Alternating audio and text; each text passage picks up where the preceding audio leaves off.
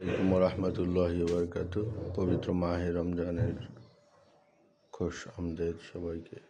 আলহামদুলিল্লাহ, জুলাই 24 থেকে শুরু করে রোগী দেখা আলহামদুলিল্লাহ।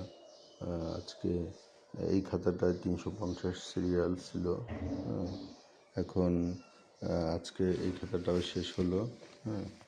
1000তম রোগী দেখলাম, নুসরাত জল বসন্ত।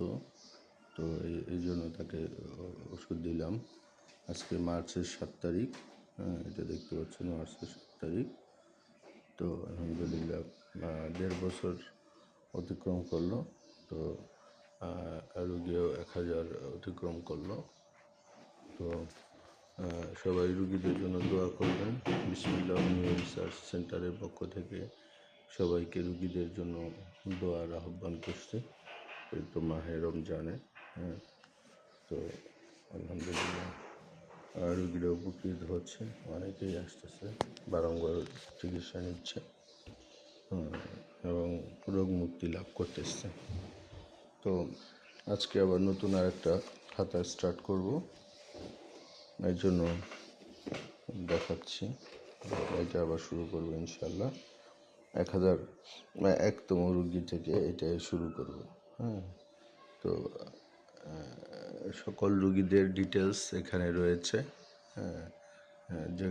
যে কোনো রুগীর আমরা দেখতে হবো তার এই যে ডিটেলস বর্ণনা করে কি কি ওষুধ দিচ্ছি, এবং পরবর্তীতে আসলে এই যে পরে লিখে রাখছি বায়োকেমিক ওষুধও দেওয়া হবে তাকে।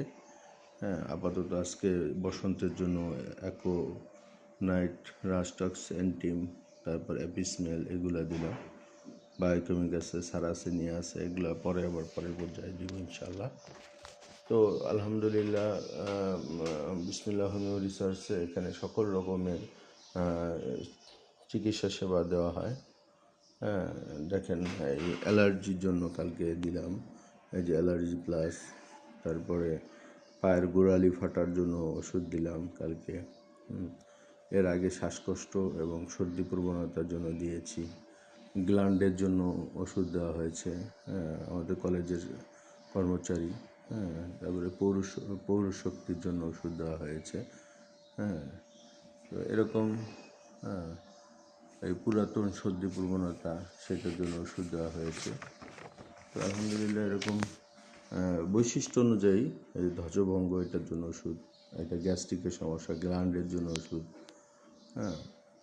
তারপরে ডান হাত বাহুতে ব্যথা, বুক ধরফর, এটার জন্য ওষুধ। তারপর শুষ্ক কাশি, রাতে বৃদ্ধি, লোনতা টাইপের কাশি, এটার জন্য ওষুধ।